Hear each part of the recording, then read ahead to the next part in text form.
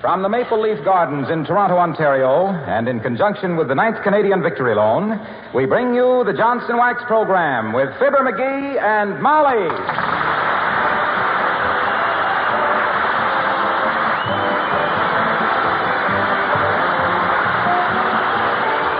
The makers of Johnson Wax products for home and industry present Fibber McGee and Molly, written by Don Quinn and Phil Leslie, with music by the King's Men and Billy Mills Orchestra.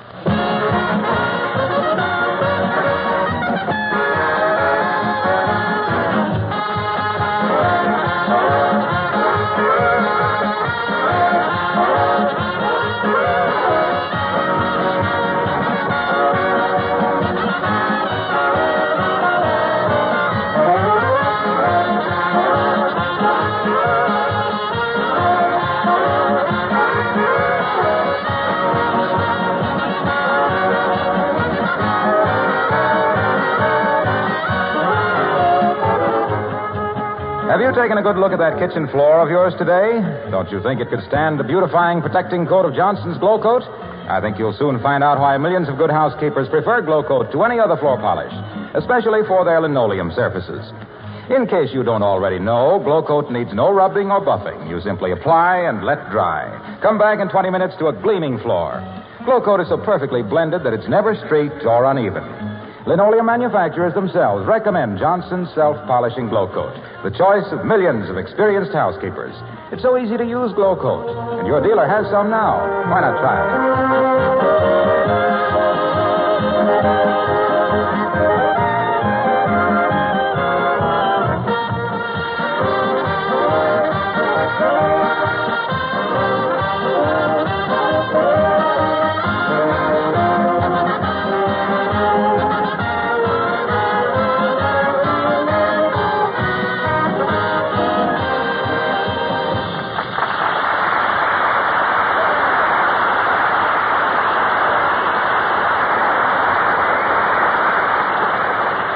When Mrs. McGee of 79 Wistful Vista goes shopping, it's apt to be a very expensive day.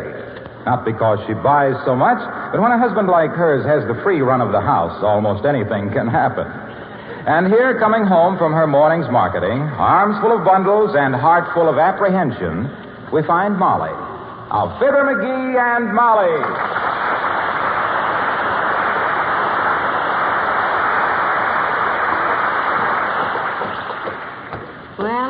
I wonder what McGee's been doing while I've been gone, I'm afraid. Be just like the rascal to take the piano part to get a G-string for his mandolin. Must be getting a massage. Oh, McGee! McGee, darling, I'm home. What in the name of... McGee, what on earth are you doing? Go away, sis. Whatever you're selling, we don't want any today. Come back sometime when my wife is here. McGee, sweetheart, remember me? I'm your wife. I'm glad to meet you, sis. Now sit down and be quiet. When my wife comes, won't you? Huh? Oh, hi, Molly. You home? What's going on here? What's that pile of mud on the piano stool? My dear girl, that is modeling clay. Have you led such a sheltered life, so remote from artistic circles that you fail to recognize a sculptor at work? Oh, I knew I should have taken you with me or stayed home myself. What's that thing on your head? That, my dear girl, is a beret. All us artists wear berets. Keeps our hair out of the paint if we're painters. Out of the sculpt if we're sculptors. And we are. Oh, we are? Yep. I've entered a sculptor contest. Wistful Vista Art Center. First prize, $100. And I can use $100 like Herman Goering could use a fast plane to Patagonia. But you've never had any training in sculpture, dearie. Neither did Victor Hugo, but he was a success, wasn't he? Victor Hugo was not a sculptor. Neither am I. So I start even Steven with Victor Hugo. Now, if you'll excuse me, my dear, I must have at it. I say, McGee. Please, Molly. When a creative artist is at work, one must never intrude with commonplace things. You have broke my mood. I'll break your... Now, Molly, control yourself. He's just a boy at heart. Where'd you get that Mother Hubbard effect you're wearing, dearie? That, my dear girl, is a smock. Borrowed it from a guy at the filling station. I see. Then the message on the back of it is an advertisement, not a character reading. Well, what's it say? Tires quickly.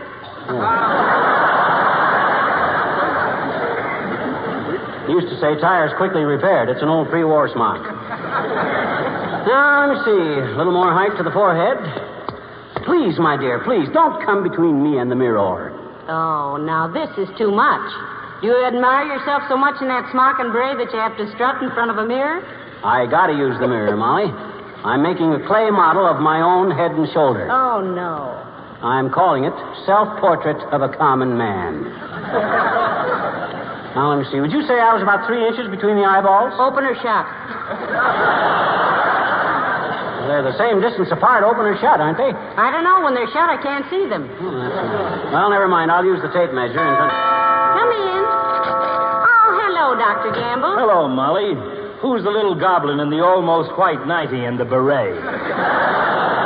He looks like Michelangelo's grandmother. Well, no one expects a lowbrow like you, Aerosmith, to appreciate anything more artistic than a souvenir leather watch fob from Niagara Falls, Aerosmith. Do you know what he's doing with that clay, Doctor? He's making a bust of himself. Well, I don't think I can add anything to that remark, my dear. That leaves him as wide open as a dropped watermelon. I'm calling it The Self-Portrait of a Common Man. And a very apt title it is, too, my boy. If a commoner man than you exists today in this weary world, I've been lucky enough not to meet him. Isn't that nice? You're not just saying that because you admire me, are you, Doc? Incidentally, how do you like my sculpture as far as I've gone?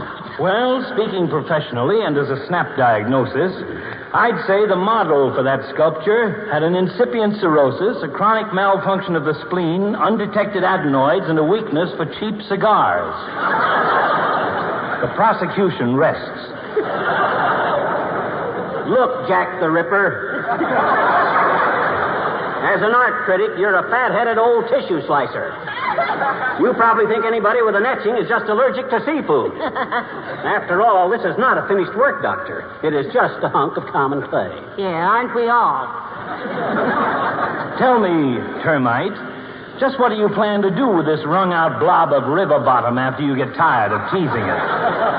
Convert it into a housing project for homeless earthworms, or bake yourself a batch of marbles, of which you could use a few? Ignoring your crude attempts at humor, Doctor, I am entering this sculpture in the Wistful Vista art competition. Oh, no. Yes, indeed, Doctor. He's going to win the first prize of $100, he keeps telling himself. He would. He's as self-centered as a yogi contemplating his belt buckle. Look, Cellini, take the advice of the family physician and throw that muck out the window. Then go take a long walk. Go bowling. Go skating. No, don't go skating. Your ankles would fold up like a street map of Pittsburgh. Is that so? Say, now, he used to play hockey, Doctor, for the Peoria Bullfrogs. Yeah. And very well, too. Golly, what a goalie. He played hockey? Yes, I played hockey. And I got old man Skinnamer to donate the rink, too. Skinnamer Ink McGee, I was known as in them days. Oh, dear. Skinnamer Ink McGee, the slyest slashingest skater that ever slid sideways to shoot a sharp shot through center or slap a spectator silly with a slick stick. Set in the stands to screaming as I slam in the score that sews up the series, making me a sensation from Saskatchewan to Salem, but I promised him a sculpture and I wouldn't want to fail him.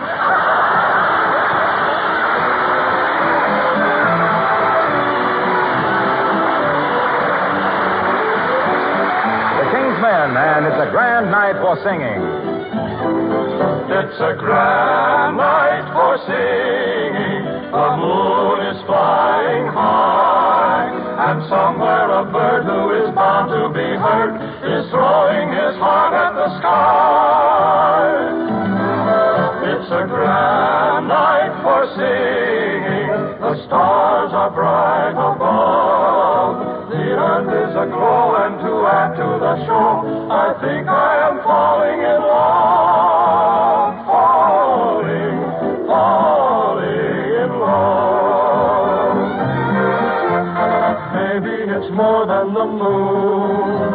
Maybe it's more more than the bird. Maybe it's more than the sight of the night in the light, too lovely for words. Maybe it's more than the earth, shining and silvery blue. Maybe the reason I'm feeling this way has something to do with you. It's a grand night for singing. The moon is flying high, and somewhere a bird who is bound to be heard is throwing his heart at the sky. It's a grand night for singing. The stars are bright above. The earth is aglow, and to add to the show, I think I am falling in love. Falling head over heels in love.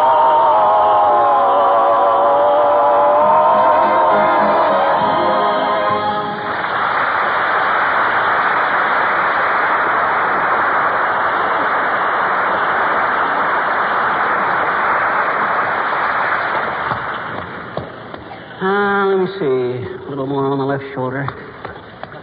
That's it. I'm a dreamer in Montreal. Hey, Molly, how's it look now? How are the ears? Too far forward? I can't tell, dearie. Why don't you stick 'em on with a hairpin till you step back and see how they look, huh? Hey, that ain't a bad idea. I think I'll... No, McGee, let me do it. Huh? I wanted to pin your ears back for a long time. Here's a couple of bobby pins. Interruptions. Our doorbell gets more fingers pointed at it than the tray of French pastry. You get it, Molly? I says our doorbell gets more... Ain't funny, McGee. Oh. Okay, come in anyway. Mr. McGee? Yes? We're taking a poll. Do you mind? Not at all, sis. Glad to help you. Thank you. Good day. Wait a minute, miss. What pole is this? The one that holds your clothesline up. We just moved in next door.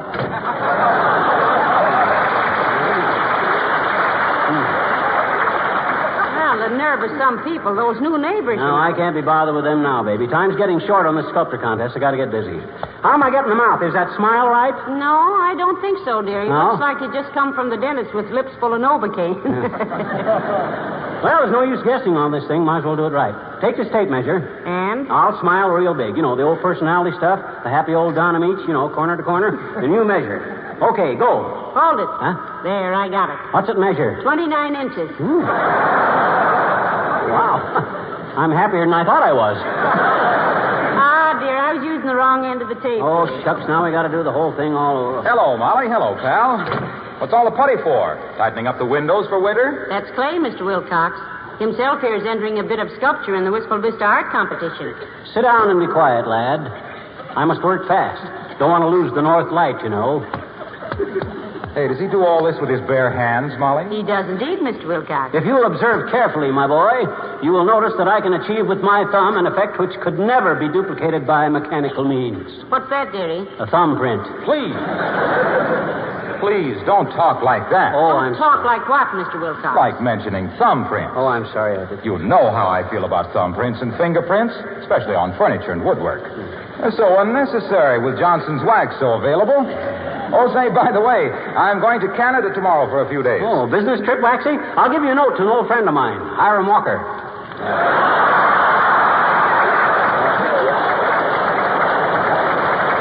Old friend of mine up there. Known him for years. He raises birds. What kind of birds? Swallows.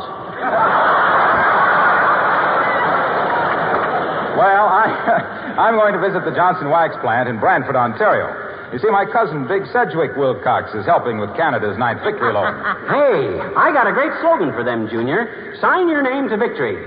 That's the slogan they're using. Oh, they can't do this to me. I just thought that up. How can... There's... Oh, tell them to go ahead and use it. It's okay with me. You're sweet, McGee. That's a good slogan, too, Mr. Wilcox. Yes, indeed it is. It means that when you buy a bond, you help guarantee a sound and lasting peace. You're making a promise to help pay the costs of bringing the fighting forces home, rehabilitating and maintaining the wounded, provide essential aid to liberated countries, and build a personal stake at home. You know, one of the greatest expenses of a war is the peace that follows. You've got to get your country off its planes and ships and tanks and jeeps and put it on its feet again. And besides Hey, please, one side. Please, Mac. You're in my light, and I gotta hurry with this sculpture. Oh, I'm sorry, pal, and I wish you a lot of luck with your new career. Thank you. Oh, say, if it interests you, my nephew, Big Phelan Wilcox, works in clay. That's all. Yeah. He made $100,000 last year. Heavenly days, $100,000. I told you there was dough in this stuff, Molly. What does your cousin make out of clay, Junior? Statues, busts, fountains, or what? Bricks. Well, so long now.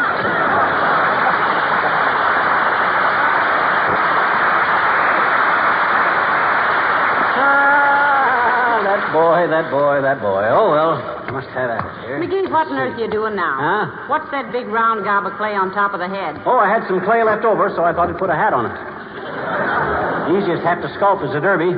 Kind of carries out the thought of the common man, too. Very realistic, I'm sure. Maybe now. Dad-ratted luck. Everybody crashing in here when I only got an hour to work. Come in. This is a fine state of how do you do. How do you do? How do you do? Mrs. Carstairs. Do come in, Mrs. Carstairs. Thank you. Good day, Mrs. Carstairs. I trust you will forgive me, ladies, if I proceed with my work.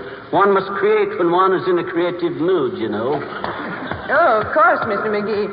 But who is that you're boxing with? He isn't boxing, Mrs. Carstairs. He's sculpturing a bust of himself. Oh, so sorry. I'm a little nearsighted, you know. Interesting piece of work, Mr. McGee. Thank you, my dear. Won't you sit down and watch me work? Thank you, no. I'm on my way to take my music lesson. Oh, is that your bagpipe you have with you, Mrs. Carstairs? Won't you play something for us? Sure, Carsty, play something. There's nothing like music to inspire us artists to finer efforts. Come on, kid. Pump up the old hot water bottle and squirt us out a little Highland boogie. Oh, no, I really... well, if you insist, you do insist, don't you? Oh, yes, we do indeed, Mrs. Carstairs. What are you going to play? With a bagpipe, Mrs. McGee, one does not plan to play anything. One takes what comes out. Kind of a musical punch board, eh? However, I shall endeavor to render a little song composed by my husband entitled, "The drummer can always beat it, but the piper's left holding the bag."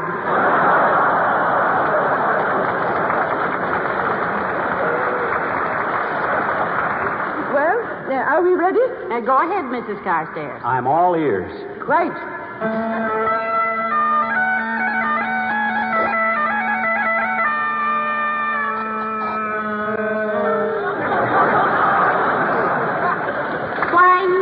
That was beautiful. Thank you.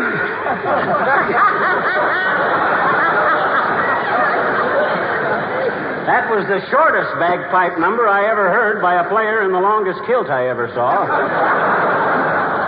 Are you Scotch, Carsty? Half Scotch. What's the other half, Mrs. Carstairs? Soda, to be amusing. Canadian, to be truthful. Good day. Good day, Mrs. Carstairs.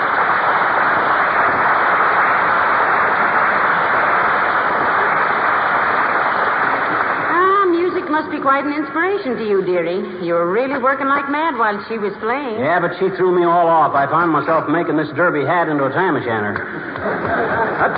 It's almost finished. Aha! There. It's done.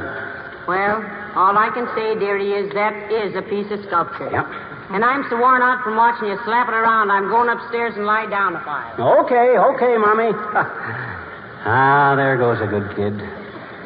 Does she try to discourage me when I take up a new career? No, sir. Does she threaten to get a new hubby when hubby gets a new hobby? No, sir. Is she the kind... Come in. Oh. Hi, mister. Oh. Yeah.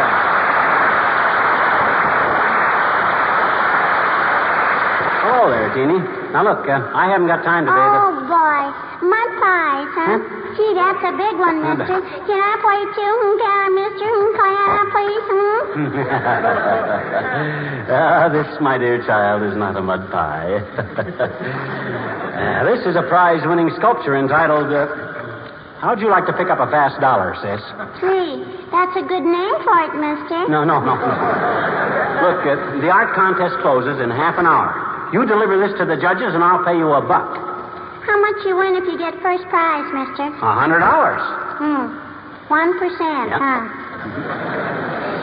You realize, Mr., in a court of equity, the party of the first part having contracted to deliver as per agreement certain stipulated charges. Okay. $2. It's a deal. Yeah. Now get going, sis. I got to get this entered before the contest closes, and if Gee, what do I cover it with, mister? Cover it? Oh, let's see. Where's there some wrapping paper? Oh, I know. There's some right here in the hall closet. No, mister. No, please.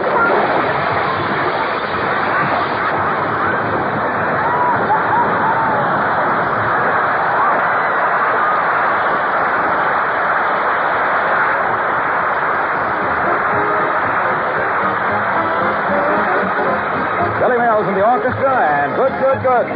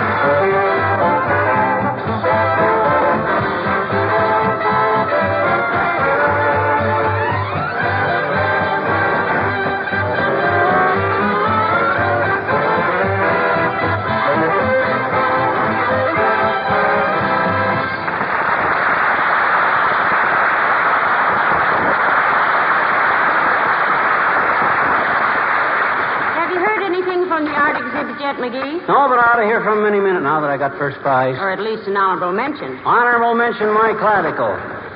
I take first prize or I take nothing. My gosh, if you'd have seen some of the sculpts they got down there.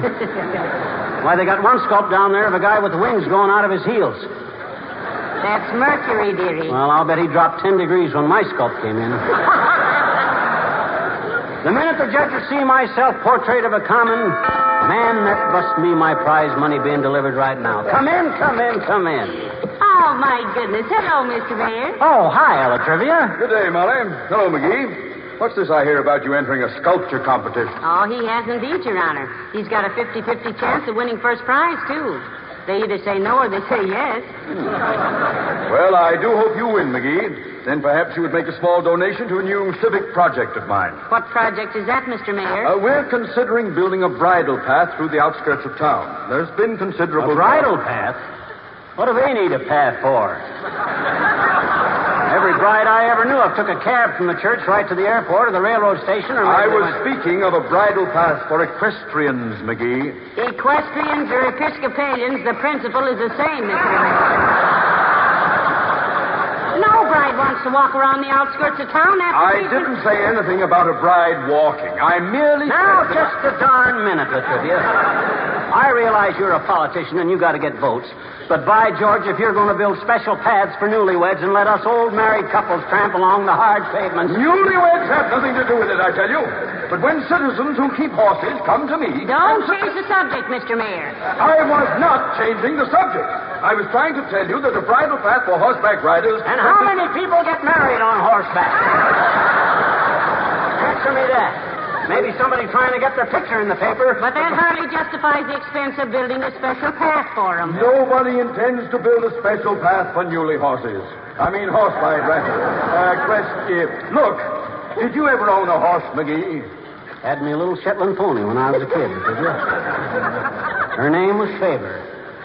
Used to get up early every morning and curry Fibber so my father would... Where did you ride this pony? say, Mr. Mayor? I said, where did he ride his pony? He rode it where everybody rides a pony, halfway between his neck and his tail.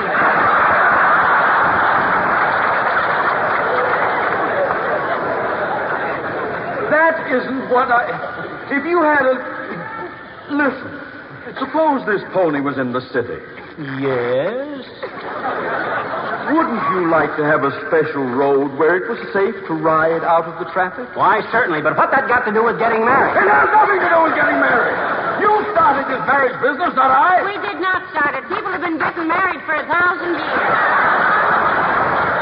And they don't have to have a special path to walk home on after they do it, too, either. And I think that any... Will you listen to me? I merely stated that this city was building a bridal horse. A path for newly weds. I mean, when a man wants to take a bride, a horseback...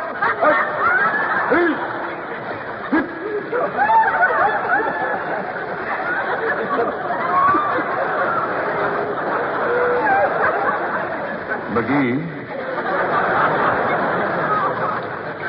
Yeah? May I say just 2 words? Why, certainly, Mr. Mayor. Good day!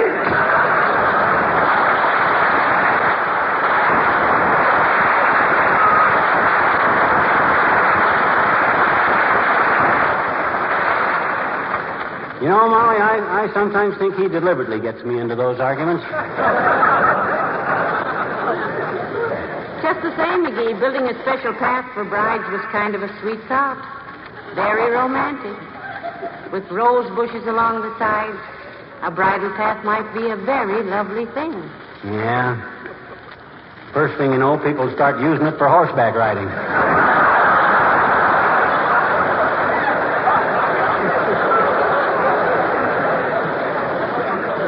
It ain't practical. But Latruvia's kind of a dream. Hot dog, there's my $100. Come in. Hi, Mister. Hi, Miss McGee. Hi, sis. Hello, little girl. Well, did you bring it, sis? Did you bring my prize money? Where is it, sis? Hurry up. Relax, McGee. Maybe you didn't win first prize. Let's face it. Of course I won. That was the finest piece of sculpture I ever did. It had to be. It was the only one I ever did. Come on, sis. Come on. Didn't they give you an envelope for me? Sure they did, I betcha. Here it is, mister. Thanks, sis. And here's your $2. Open the envelope, Molly. See if they sent cash or a check. And you've got the most sublime self-confidence, McGee. Well, heavenly days, a check for $100. Well, Nat. And a little note. Huh? Dear Mr. McGee, congratulations. Well, I had to say that. Enclosed fine check for $100 for your winning entry. You betcha. Torso of a goat. Yeah.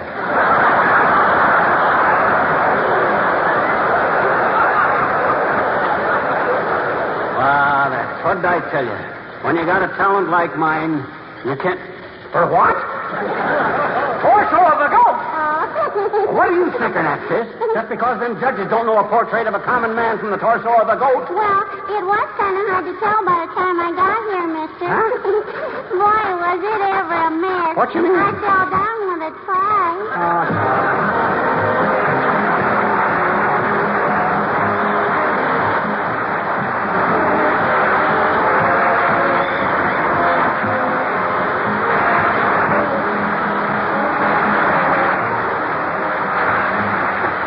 Ladies and gentlemen, we are here in Toronto tonight in the interest of Canada's 9th victory loan. The objectives of this loan are the objectives of all of us on both sides of the border. Buying victory bonds means that you sign your name to victory, that you subscribe not only your money for the return and rehabilitation of our fighting men, but that you subscribe to the principles for which they fought.